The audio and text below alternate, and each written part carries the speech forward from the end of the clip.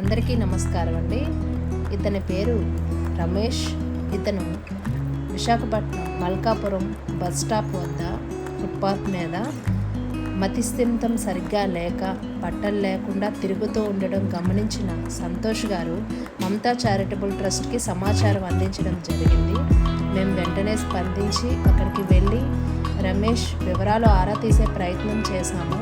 అప్పుడు మతిస్థిమితం సరిగ్గా లేకపోవడంతో రమేష్ వివరాలు ఏమీ చెప్పలేకపోయాడు.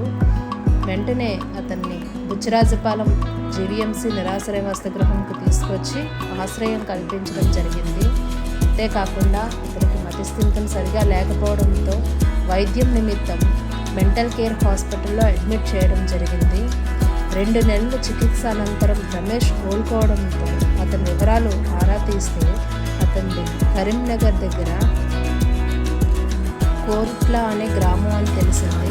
జీవీఎంసీ అడిషనల్ కమిషనర్ గారు మరియు పోలీసుల సహాయంతో అక్కడ ఉన్న కౌన్సిలర్ గారికి రమేష్ని అప్పగించడం జరిగింది.